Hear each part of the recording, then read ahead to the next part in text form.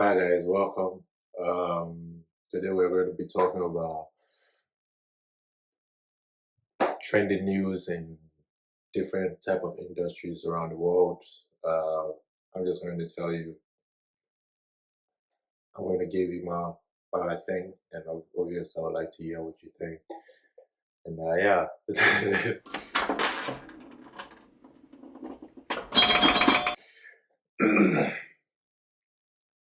So to begin with, we're first going to start with AI. Obviously, it's the most trending thing right now happening. But the latest trend in AI right now is AI has now moved from writing emails to actually running businesses. Systems called AI agents are now booking travel, managing supply chains, and handling customer refunds without any human help.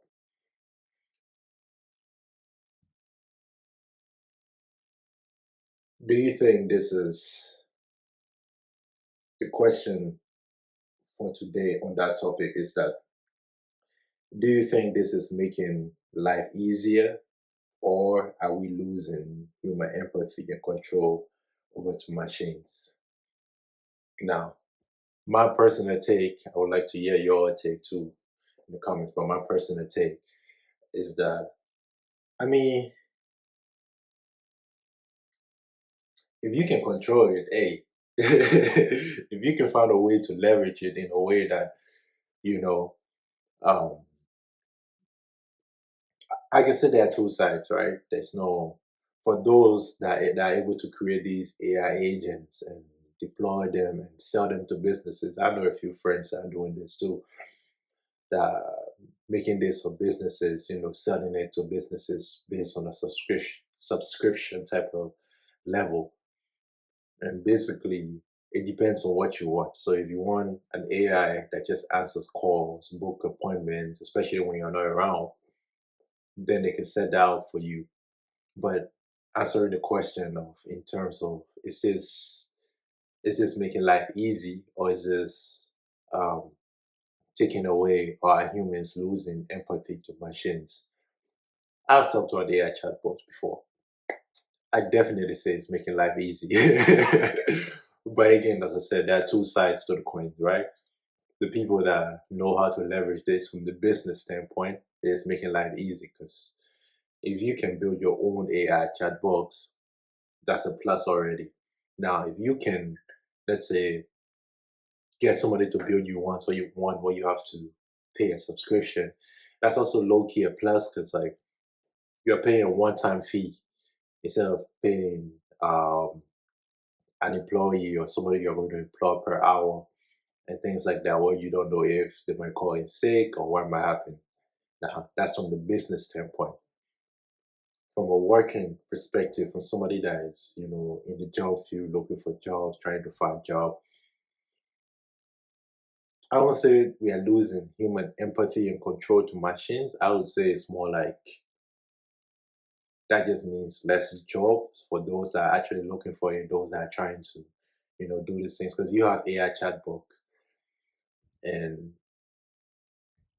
that does everything that the human possibly might do. So you may not have need to employ somebody, but as a business, you also make more, you know. But then there's the middle ground where the both can work together. It's in the sense that the AI chatbots can take care of like certain things, and then there are certain things, there are more questions. At least for the ones I use, there are more questions. Sometimes you need more questions. Sometimes you just need there's a certain verification you need on certain things. That the AI chatbots might not be the AI agent might not be able to do that exactly. So then it transfer you to a human customer service person. So I think I don't know. I wouldn't want to look at it as a come see come sight type of situation. Like if it's not this, then it's this. I think there can be a middle ground on both sides. But that's just my opinion. I would like to hear what you got to say. With that being said, we are going to move on to the next topic uh, happening.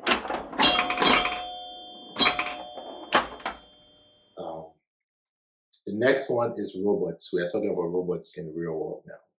My For those that were born like, remember when this used to feel like a dream, when this felt like just a movie, you just watching some robots in a movie. Now they're actually here, actually in real life.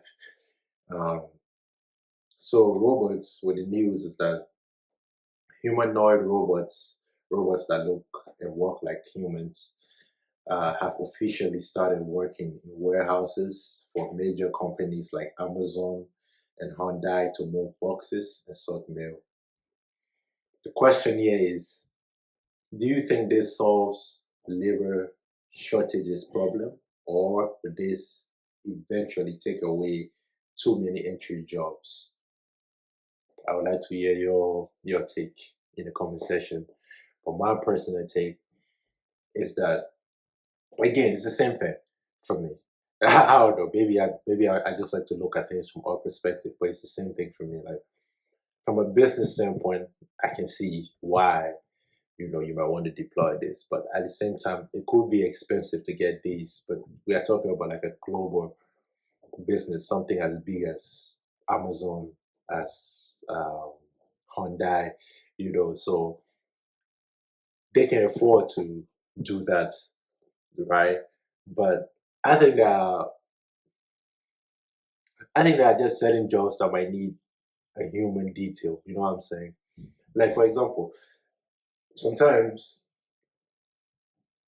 like, there are cars like the design, right? That they're like, okay, cool. I feel like this is just going to lead to a different aspect of things whereby cars produce with like human labor or has some human type of expertise.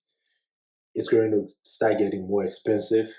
The cars that are just automated by robots. I don't know if you get what I'm saying, but like it's going to start becoming luxury. Like, oh, this one was handmade. Like I had my suit, I had this handmade. That type of vibe. So I think it's going to open up a whole other avenue of things for people that are creative in that type of sense. But then, in terms of just answering the question of does this solve labor shortages problem or take away too many entry jobs, I think it does both. I think from a business standpoint, you get these robots that can work past 40 hours, while your human labor likely, well, not likely, but people are going to get off. It's likely to be issues and stuff like that. With these ones, the robots can work longer hours, fewer mistakes. So from a business standpoint, what I'm saying, it helps solve labor shortages. And also in terms of looking for just skilled labor, people that are willing to stick around long enough, whereby you are not hiring and then this person is leaving, now you have to hire again and then train again type of situation. And yes, it is stopping entry jobs because let's be honest, most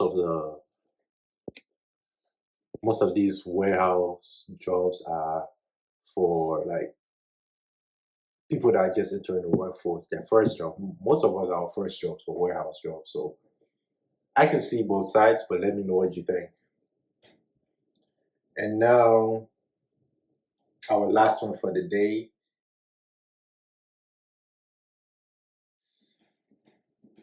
health. Health obsessed home. So your home is becoming a mini hospital, from toilets that analyze your health to mirrors that track your heart rate. People are using tech to catch sicknesses before it even happens. Debate of the day is, does this make us safer and healthier, or does it make us paranoid and obsessed with data instead of just living? Mm, mm. I can see both sides too. uh, I'm a bit biased. Because let's be honest, if you are speaking, you only speak from like, not only, but most times it's based on your experiences and maybe what you have seen around you, right? Does this make us safer and healthier? Of course, yes. Like, you get to try things that you don't normally see and things like that. But from a non-medical, from a non-science point of view, being someone that really believes in like whatever you think you are, type of thing, I would say it does take away from the joy of just living. But that's up to you, though. That's up to you, honestly. Do you want to? You get if you want to, like you need to know your health, your heart rate, and everything out of that in order for you to stay. Depending on what your goals are for life, what you want. If that's something that is comfortable with you, hey, do it. If you think doing this is going to take away from you living, then don't do it. I don't know what to tell you. But yeah, that's my take. Thank you for watching. Obviously, I'm going to do more of this. And yeah, look forward to the next one. By the way, by the way, you think you know me by the way, by the way, by the way.